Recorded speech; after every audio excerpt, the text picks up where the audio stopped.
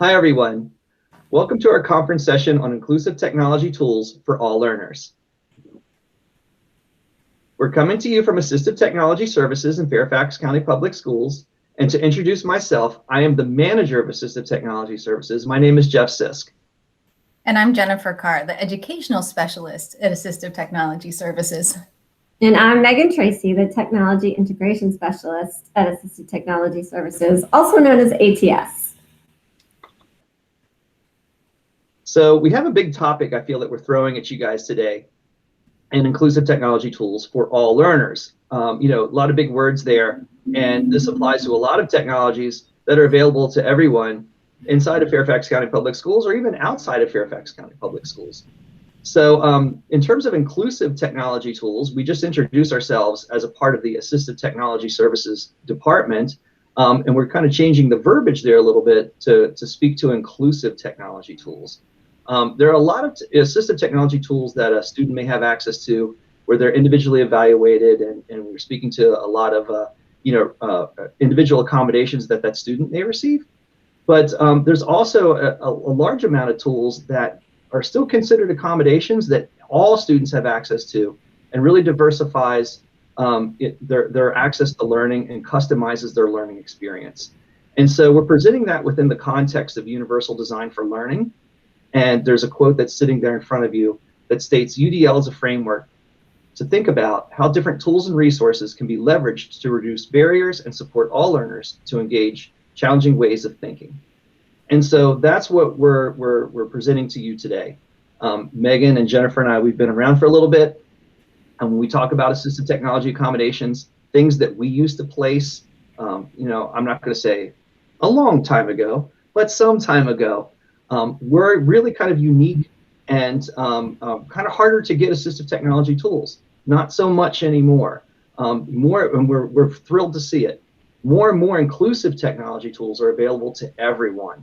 An example of this, if you're watching this presentation, you probably have a mobile phone sitting next to you, probably pretty close, because that's what we do. We all carry them around.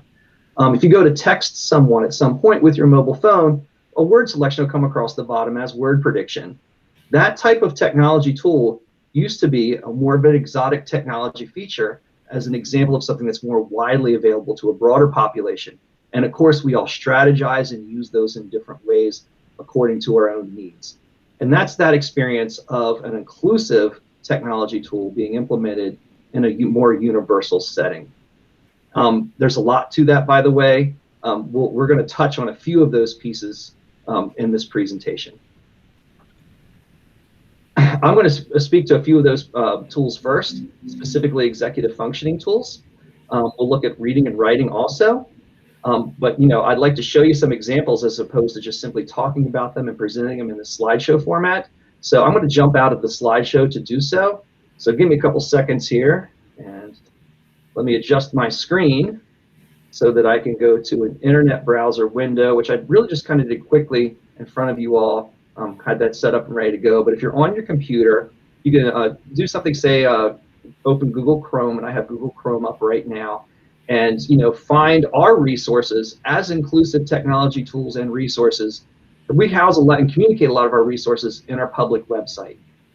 There's a lot of ways to get to our public website. I personally find the easiest way is to simply just do a search. You see me here in Google. To do a Google search for ATS, I'm in that top URL bar, ATS, FCPS, and we have that acronym there of Assistive Technology Services of ATS and the acronym of Fairfax County Public Schools.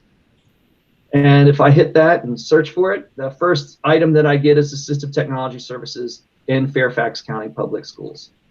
You can go to the fcps.edu website also, conduct a search for ATS or assistive technology. Same page will come up for you. You'll have access to the same types of materials. So that page should have changed. You should see that now. If I scroll down a bit further, I see some cards relating to subtopics on assistive technology that you can find good information on. And the card that was first kind of displayed in my slideshow, referring back to the slideshow, was this assistive technology and executive functioning card. So if I click on that card, I'm going to be directed to a different page. coming up slowly there for me. And I move down, get a bit of description regarding assistive technology and executive functioning, but we do like to feature here these inclusive tools.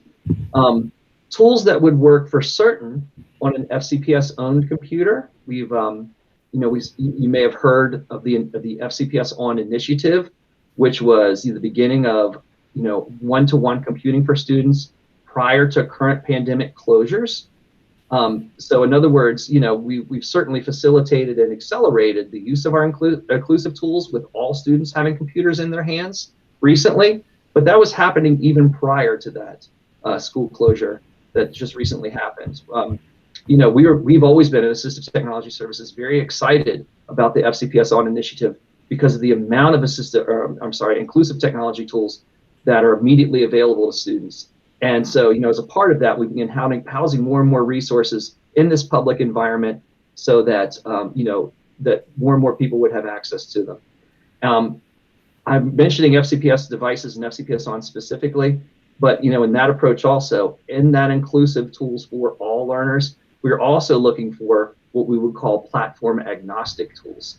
So, in other words, tools that would work on multiple types of devices, multiple types of platforms, whether it be in the Google Chrome environment, whether it be in the Windows environment, or whether it be in a Mac environment, for example, things that are universally applied and used in a lot of diverse places. So, kind of speaking to the website and what it's about a little bit.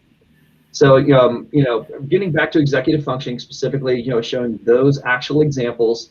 I have some subsections, down below on that page. There's a lot of, strategies that we can apply towards different, needs with a student may have with executive functioning.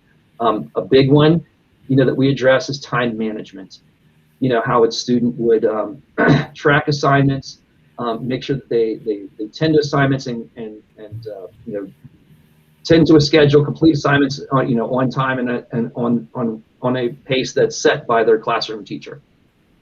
So one of the first things I see pop up and I see in this list is a lot of items that exist within Google Workspace for Education. Google Workspace for Education used to be called Google Suite for Education. So in other words, a student's Google environment. And so I have good information here on Google Calendar and Google Keep. And I'm going to show you a few of those examples, kind of how a student may use some of those tools and work in conjunction with one another to manage that time. So that's where you can find what I'm about to show you. But with that being said, I want to show you some good stuff. So I'm going to jump to another tab to do that right now. So I'm going to open a new tab here. And that Google page comes up for me again. If I'm a student, I may be logged into my Google Workspace for Education environment. I would know that because I would have this initial towards the upper right-hand corner of the screen. That would hopefully show my initials if I'm active within my Google Workspace for Education environment. If not, once that's logged into by a student, they're always logged in and ready to go. I have this waffle icon towards the right, and if I click on that waffle icon, some people call it waffle, some people call it a tic-tac-toe square, I have all of the applications built into my Google Workspace for Education environment that I may want to access. Now, I don't know if you remember back on our resource tab, I'm going to eventually get to some of these time management resources and the tools that are there. Again, big topic, diverse kind of tools that are out there. I'm going to click on my Google Keep tab. If you've never seen or used Google Keep before, it's a quick and simple note-taking tool. I'm in newly created account. It's an open account. There you see nothing here but a blank workspace. If I was in my personal, I can tell you that if I was in my personal Google Keep tab, you would see a big mess of notes that are here. And that's what it would do for me, is it would track and keep notes of things that, that I just need to remember, almost like a sticky note that you would place on your desk, a Post-it note. And that's the first item that I have across the top. If I click inside of that item, that's where I begin my note-taking process. So again, I'm thinking back to time management. I need to complete some things inside of, say my social studies class. So, I need to read maybe some pages of a book and go with a specific title. I'm just using this as just kind of a wide example.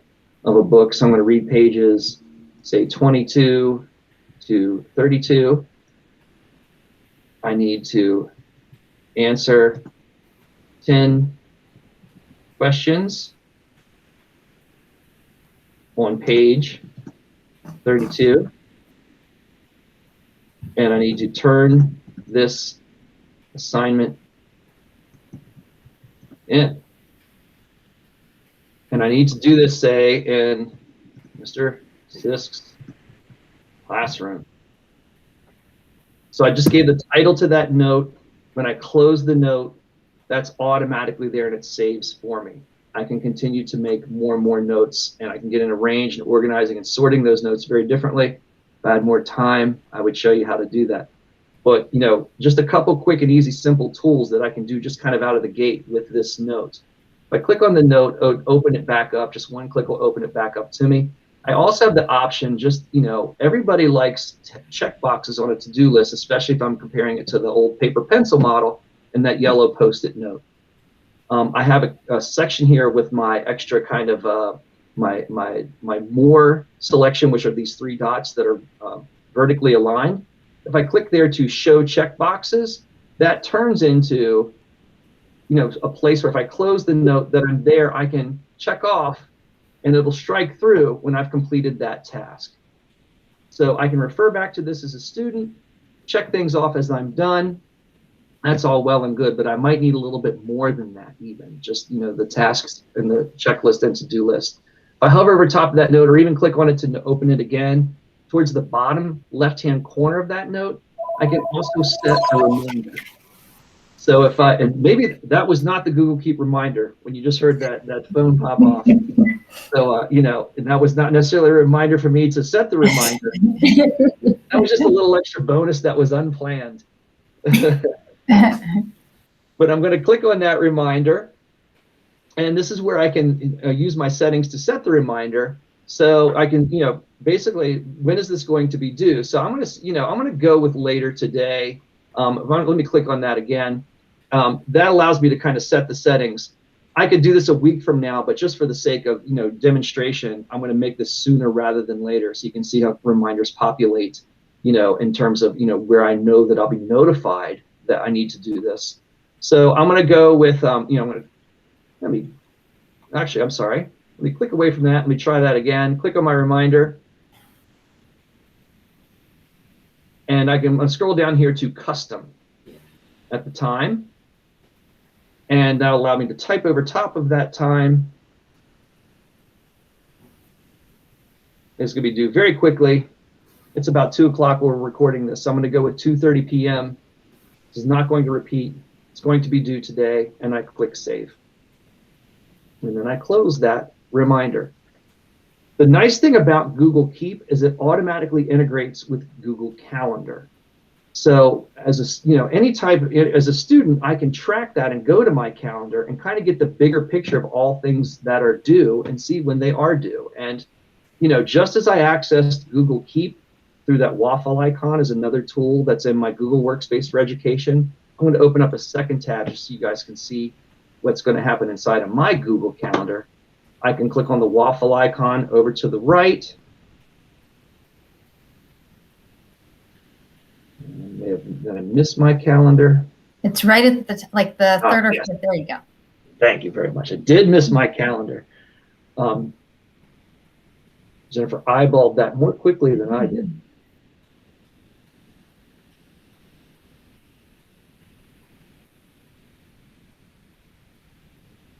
There it is. I was afraid, like I just had that momentary pause of like it didn't populate, and it did. So when my calendar fully loaded, I see my note that's there.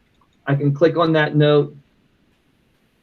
You know, it lets me know that, you know, that this is due, and, you know, that, in other words, I'm just going to be adding these items to my calendar as I see fit, you know, inside of Google Keep. Another way that Google Keep will integrate just, you know, in other places inside of the Google Workspace for Education environment. If I click on a new tab, and that's how, you know, it displays inside of Google Calendar. If I go into my Google Drive, which was to the left of my Google Calendar, maybe the icon that I noticed first. I'm going to click that Google Drive icon. You can see a list of things inside of this Google Drive. And I've patiently waited for things to populate. Google Keep also integrates inside of Google Drive and also Google Documents. So if I click there, I'll get a preview. And I can see as I'm working on different items, you know, if I'm saying, if this was, I'm answering 10 questions, this is a writing assignment that I'm writing inside of Google Drive, I can access that note there. And when I'm done answering those 10 questions, check it off on my checklist. So just a quick and easy organizational tool. You can log into your fcpsschools.net Google Workspace for Education environment in multiple devices. Doesn't necessarily need to be a Fairfax County owned device, and have access to any notes and reminders and checklists that you need to see at any given time as a student. So that kind of takes up, you know, a few recommended items that are on that page. You can take a good amount of time to explore other resources that are here within the time management section, as well as other sections inside of assistive technology tools for executive functioning. So those are the few items that I'm going to show to you, you know, just kind of quickly again. And now I'm going to let Megan and Jennifer take over. They're going to speak to other, you know, good stuff that are out there for, you know, inclusive tools. Thanks, Jeff. So one just little added bonus that you mentioned, you could use it on other devices. So Google Keep is also an app that you can use on your phone. So on your phone, if you're logged into your fcpsschools.net account or wherever you logged in, whichever Google account you're using, as long as you're logged into the same Google account on your phone, you can reference your assignments and your tasks and that kind of thing real quickly on your phone as well. So I just wanted to throw that in there as an added bonus. So my part of the presentation is to talk about inclusive reading tools. And I'm going to start with a very motivating video from a young 5th grader who really talks about the beauty of having an inclusive tool that she found that she wanted to use in her classroom. And rather than being isolated and being the only one that was using the tool, she is teaching her peers and her teachers how to use this tool as well. So it's just a quick 3-minute motivating video, and I'm going to show that now. And Megan, hold on a second, because I'm going to stop sharing and you'll need to start sharing. That would probably help. Thank you. Sure.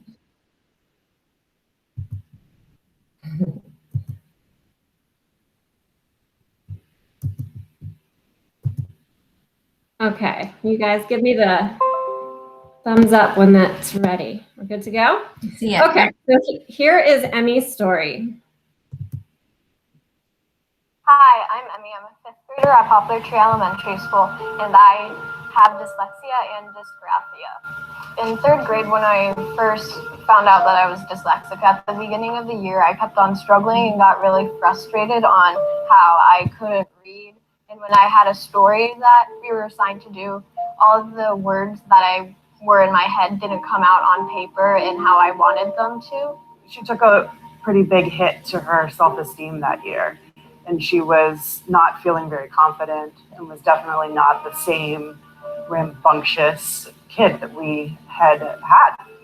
My mom showed me a video made by Dyslexia, and they were talking about like famous successful people who had dyslexia and how they succeeded in life and how dyslexia isn't something to be ashamed of. They had somebody from Microsoft talking about Immersive Reader. And so we started looking at these videos, and that was making a really big difference to her. Today I am going to talk about Immersive Reader. Microsoft has... So Immersive Reader is a free tool on Microsoft Edge that reads to you and has parts of speech, because I'm not the one who masters nouns, verbs, adjectives, adverbs. It says which is which, so I know what it is.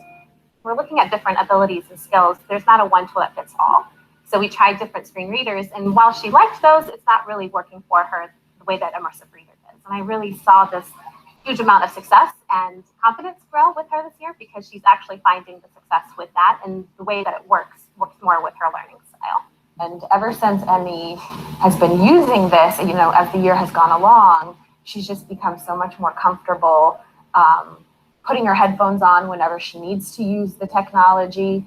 She's shown teachers how to use it. You know, I've called other kids over and she's helped me help them get it on their computer and use the technology in order to listen to science articles and things like that. Emmy is one of 43 students on the tech squad. And one of the questions we ask is, why do you want to be a part of the squad? And her answer was, I want to help other students find out what kind of technology can help them with their learning, like technology helps me learn. They are teaching teachers how to use these tools because they are oftentimes more experts than we are. So we started that and we called them tech chats.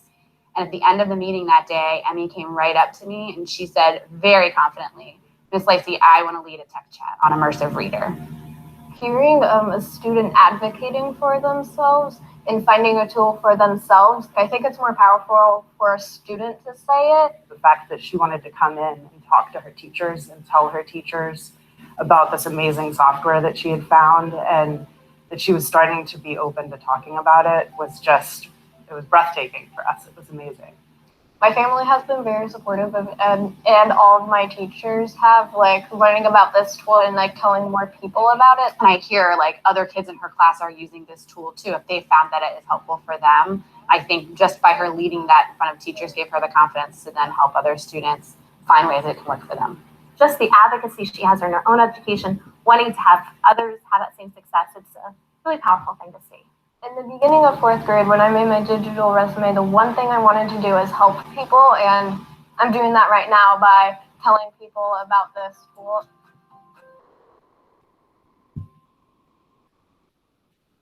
So that's just a great feel-good story, and there's lots of levels or layers to that story. Emmy obviously was a great advocate for her own learning, and this is a super success story in terms of assistive technology. But as you can see from the video, the tool she chose and the tool she was talking about was one that was available to all students. So once Emmy mastered the skill of using this tool for herself, she was able to share that skill with her peers and again with her teachers. So I'm going to take a minute now and show you what this tool looks like in action. So Immersive Reader is a Microsoft tool, and you can find it in many different Microsoft tools, Microsoft products. For instance, you can use it in Microsoft Edge, which I'm going to show you today. You can also use it in OneNote, Microsoft OneNote, and also Microsoft Word. And there are also a few other ed tech companies that are now starting to pair up with Microsoft and including their Immersive Reader into their products. So you may have heard students, or you may have heard of other people talk about products like Flipgrid or Pear Deck or Nearpod. So Microsoft has teamed up with them to put some of these accessibility features within their products as well. So I'm going to show you a website. We're going to talk a lot about George Washington today, as you'll see as we move on through the presentation. So this website about George Washington is a lot of text, but you'll notice that it also has some other distractions in it, some links over here, some tools over here. So in Edge, when I go to my URL bar, I have a little icon here that is the Immersive Reader icon. So if I click on that, that's going to launch the Immersive Reader. So the first thing you'll see that happens is it completely cleans up my page. So I have now just kind of all I can focus on is the text. And that really helps students that might be distracted by other things happening on the screen. A lot of times you'll see ads and those kinds of things. So this is going to narrow into just the text. Then you'll see a toolbar pops up here at the top. The first thing I'm going to show you is the read aloud. So you'll notice when I click on read aloud, George Washington, the White House. Presidents. George Washington, the first president of the United States. So up here, I can hit pause, I can hit play, I can fast forward. So I have a lot of different options here right in my toolbar. Over here on the right, I also have some additional voice options. I can actually speed up or slow down the speech of the reader. And I can also change to a few free different voices. So there's other options there. So that's basically the read aloud, and I'm going to show you some of the other tools. The text preferences is really nice. So basically, depending on students, visual preferences, you can change the text size. Well, that just changed George's picture, but as you can see, that also makes the text bigger. You can also change text spacing. So this is going to space out not only the characters in the words, but also the words. And this can definitely help with students with reading difficulties. And lastly here, you can change the color of the background and the color of the text. So for instance, if I have a student who prefers the black background with white text, I can change it that way there as well.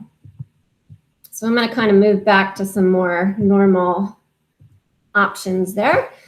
Okay, the next tool over here is grammar tools. And you heard Emmy in the video talk a little bit about not knowing the difference between a noun and a verb and an adjective. Well, this is where she could go in and turn on the nouns. And this is going to change the color of the nouns to purple, or you can have it changed to a different color as well. It will also change the color of adjectives to green. So you can turn those tools on, and you can kind of go through and find the different grammar tools. The other thing it'll do is it'll actually put syllables in for you. So if the student might have trouble reading some of the words, they can see that it's broken down into syllables like united, so they can kind of sound it out as they go. I'm going to take these off. And the last thing I'm going to show you here is going to be the reading preferences. So if I turn on reading preferences for line focus, you'll notice that I have options to mask my text. So if it's better for me to read one line at a time, I can use this first selection. If it's better for me to read maybe 3 lines at a time and focus in, I can use that selection, and so on and so forth. So this last one is going to be 5 lines at a time. The other thing that is really nice about the reading preferences is the picture dictionary. So you'll notice here, if I turn the picture dictionary on, when I take my mouse and I scroll over some words, you'll see that my mouse pointer turns into a star. If my mouse pointer turns into a star, that means there's a picture available to go along with this word. So if I click on the word military, you'll notice that I get that visual, that picture dictionary of what military is. And then lastly here in reading preferences, you'll see the translate option. So you can change the entire page to a different language, or you can choose to be able to translate certain words. And that's going to be very helpful for students in English as a second language. So that's about it in terms of the learning tools that the Immersive Reader, that Emmy mentioned in her video. But I want to talk a little bit about all the other inclusive tools and where you can find them on our website. So Jeff mentioned, if you go to our main website, he scrolled down to go to the executive functioning card. He called it a card. So this is the executive functioning card, but you'll see we also have a technology tools to support all learners. And this is where you're going to find a lot of other inclusive tools for reading, writing, keyboarding, and many other things. So if you scroll down, you'll see we have keyboarding resources, organizational resources, reading resources, writing, math, captioning, and additional tools. So if I focus on the reading resources, you'll see there's lots of different inclusive tools that are available to students. Immersive Reader is located right here. So if you want to go back and review kind of what I showed you today, there's lots of tutorials. This is Emmy's video here. If you want to review her motivating video, you can do that. There's also, different websites here that'll help simplify text and help students with reading. There's tools in Microsoft Office. And then there's one other tool that I want to show you today. I was able to pick 2 that I could show you. So I'm going to show you what's called Natural Reader. So a lot of our students, Immersive Reader is a great tool, but it's in Microsoft Edge, and that's what I just showed you. And a lot of our students are not using Edge at this time. A lot of them are using Chrome. So what I'm going to show you now is Natural Reader, which can be used in Chrome. It is a Chrome extension, and it's also a downloadable program. So students can have access to it through our app V, or on their home computer. They can actually just download the free program off of the website. So again, this is a tool that's available to all students. So I'm going to go back to my George Washington article here, because again, it has lots of good text. And I'm going to show you for now just the Natural Reader extension. I'm not going to show you the installed version, but there are tutorials on that as well. So if you notice up in my extension bar, I have a little N here, and that's Natural Reader. So what I can do is turn that on, and you'll notice that I get a play button and a few other little buttons that I'll talk about in a minute. So just to kind of show you how this works, I hit on the play button. George Washington. On April 30th, 1789, George Washington, standing on the balcony of Federal Hall on Wall Street in New York. So you'll notice it goes right away. It picks up the text, and it actually highlights as it reads. You have the stop button as well. Then you also have different settings, just like we did in Immersive Reader. So in Immersive Reader, I showed you some different settings like highlighting and things like that. You can choose to highlight sentence and word, sentence only, word only, or even turn off the highlighting if your students don't like it. You can also change some of the coloring of the highlighting. And you can also use this little tool, which actually allows you to highlight text and then have it read. You can see here that it says for me, if I highlight 300 characters, this little icon is going to appear and it'll read it for me. I can change that to different numbers of characters, but just to kind of show you how that works, I'm going to close this settings box here, and I'm going to highlight, and hopefully you'll be able to see this, but I'm going to highlight what I think is going to be about 300 characters. And you see this little headphone icon appears? Can you guys see that? So the little, oh, it just went away. Hold on, there it is. So if I click on that, then that'll read what I just highlighted. Born in 1732 into a Virginia planter family. So that's just a couple different highlighting features that you can use. You can also, like in Immersive Reader, change the speed, change the voice volume. You can also, we talked about the highlighting, and then we talked about the other thing. So those are like kind of the basic tools that you can use with this free program. One other thing I want to show you about this program is these three little dots, which usually mean more. These will allow you to turn on more features. So you can actually turn on closed caption here.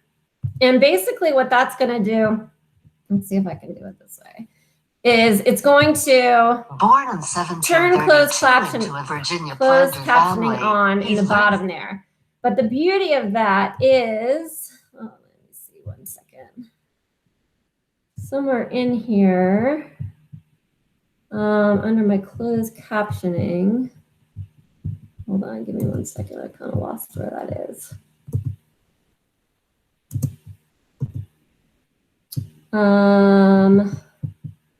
Where was that tool? Somewhere in here, under fonts. Let's see if I can go back up.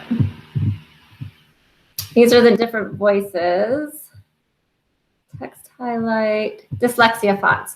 So in my settings, I have something called dyslexia fonts. And as you can see here, that applies to the closed captioning panel. So it's been determined that there's a certain font for students with dyslexia that helps them to read the text better. And if I turn that on, and then I go back to my closed captioning, sorry, let's try to read from here. You'll see now that the font, 1732 into a Virginia planter family, he learned the morals. You'll see that the font there is using the dyslexia font. So if students have trouble reading the font here in the actual website, they can turn that on and read through the dyslexia font. There's also the click to read. Right now I have mine off, but if I turn it on and I click this sentence, it'll start right here at this sentence. He pursued two intertwined interests, military arts and Western Auto scroll will just keep scrolling the web page as you read. And then the last thing I want to show you is this convert to MP3. You can see there's a little star there next to it. This is actually a paid feature. However, there are some pieces of it that will work in the free version. So if I click on convert to MP3, you'll notice that it takes the text from my web page and it puts it in a nice clean document. I can apply the dyslexia font here as well. There are a couple other things I can do. I can make text bigger, make text smaller. I can paste in information in here. And then I can also share. So I can share this article with my teacher, with a peer, with someone I might be working in a group with. And it will open in this actual window. So I know I went really fast and I showed you a lot of different reading tools, but I want to just kind of refer back one more time to our ATS public webpage. And if you go to the technology tools to support all learners cards, you can find all the information I showed you plus additional information right here in these external links. So I'm going to turn this over now to Jennifer, and she's going to talk to you a little bit about the writing resources. Thank you, Megan.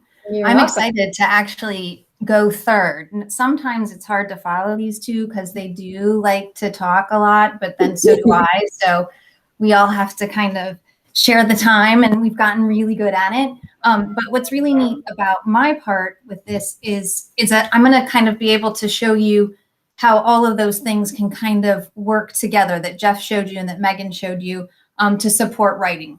So I'm going to go ahead and present my screen. And so what we have that is an inclusive tool, the first thing I'm going to show you is within Word, okay? So, you know, Jeff was mentioning how before word prediction was kind of, you know, a higher level assistive technology tool. But Microsoft Office has incorporated that into Word. So I'm going to show you how to turn it on. You're just going to click in your little search bar here, and we're going to type in typing. Now, it's not completely intuitive, if you ask me. Hang on, let me scooch it over. It opened in another window. Okay, so here we are in typing, and you want to scroll down to the hardware keyboard, okay? So that's right here.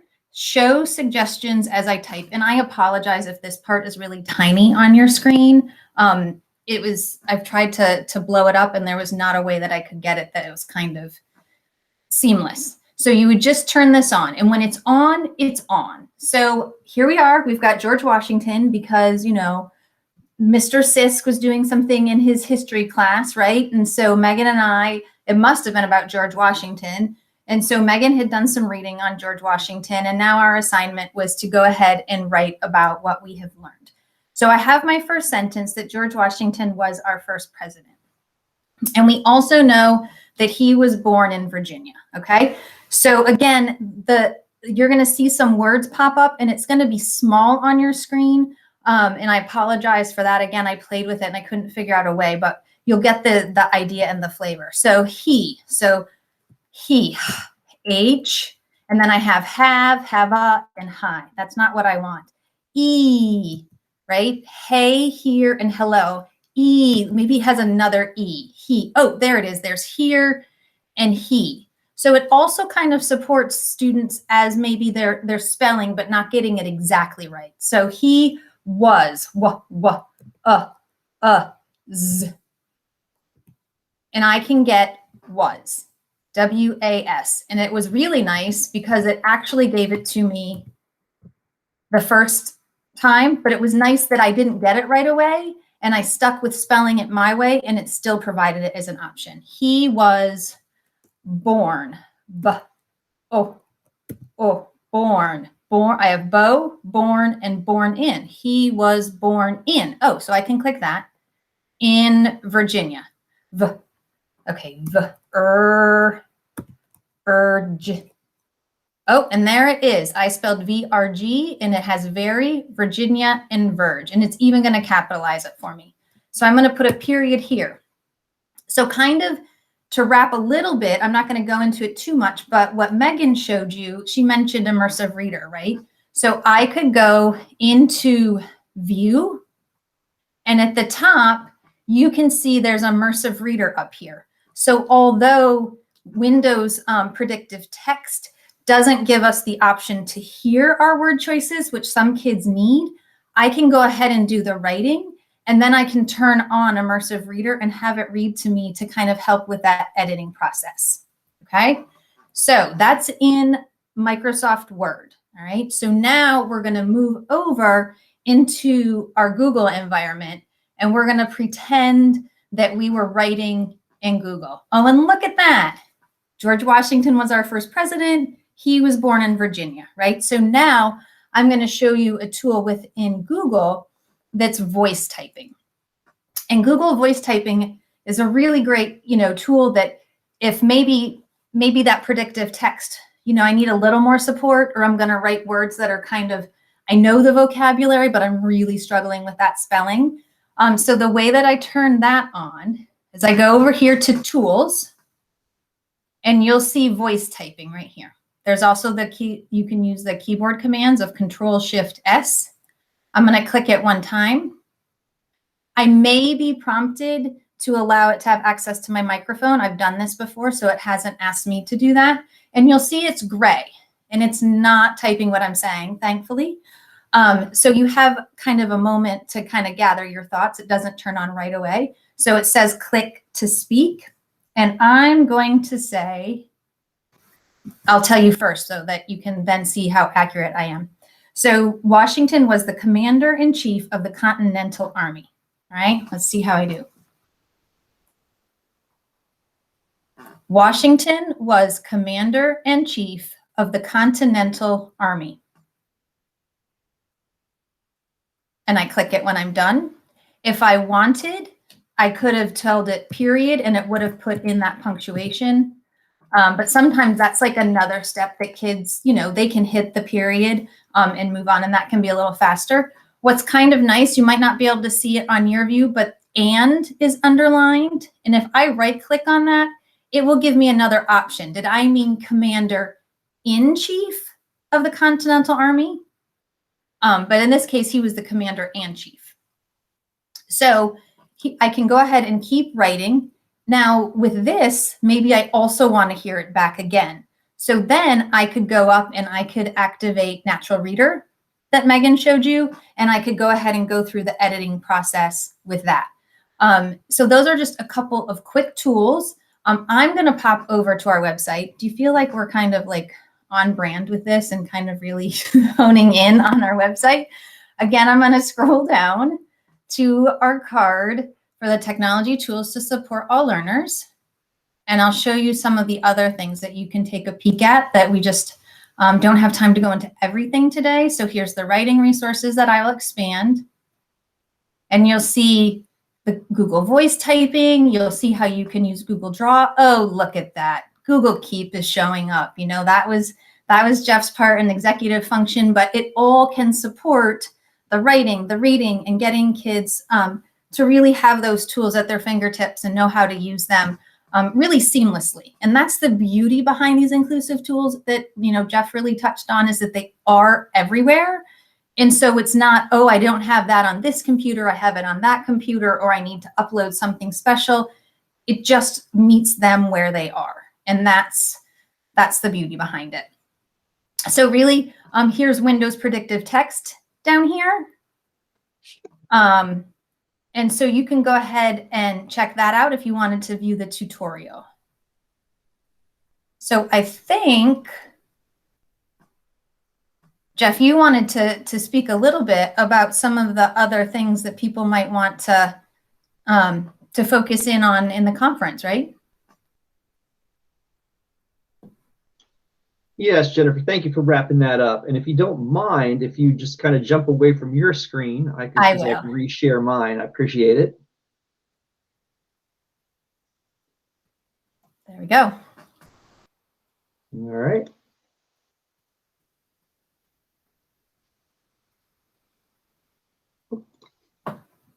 And bringing mine back up, just to kind of wrap things up.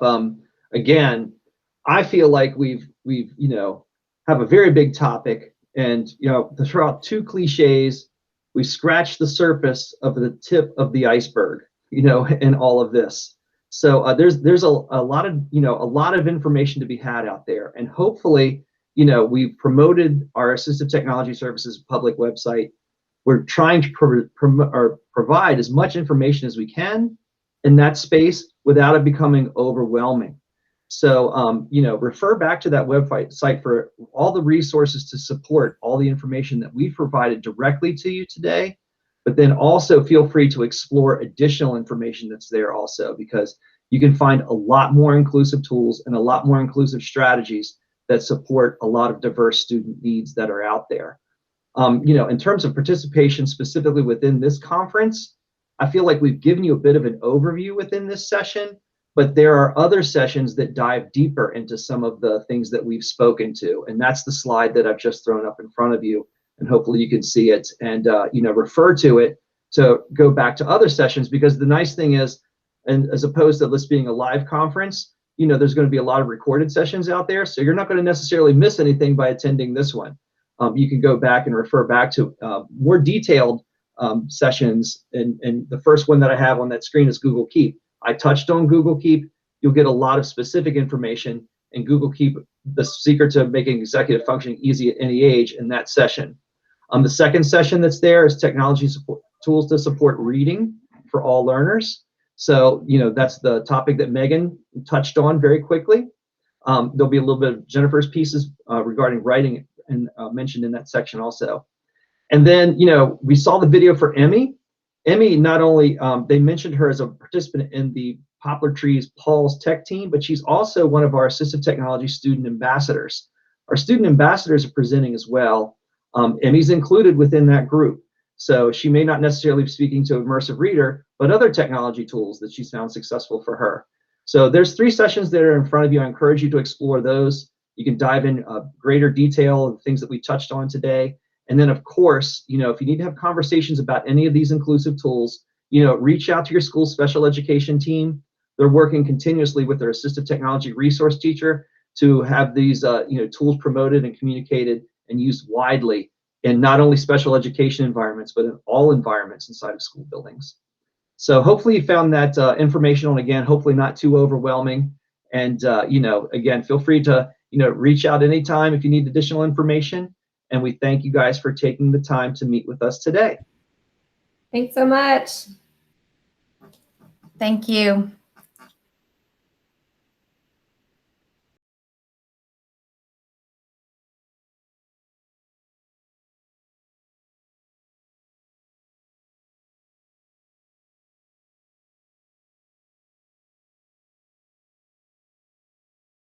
We're coming to you from Assistive Technology Services in Fairfax County Public Schools. And to introduce myself, I'm the manager of the program of Assistive Technology Services. And I'm Jennifer Carr, the educational specialist of Assistive Technology Services. And I'm Megan Tracy, the technology integration specialist of Assistive Technology Services. So I have to say, we did a couple outtakes of this video before. We're finally settling on this one, and we all fumbled. I can't say we all, I mainly fumbled over the title in the introduction. So, that was perfectly done. So congratulations to you guys who have longer titles than me, and I still managed to mess it up. So I don't think you said your name. I didn't say my name. Even better. I am Jeff Sisk. I am manager of the program of technology service. So here I was all proud. Just one little piece. Can we start over? Can we start over? Oh, you really want me to start over? Yeah. All right. All right. Because then I feel bad if you did say your name, and then I called you out. I was like 99% sure, but there was that one person.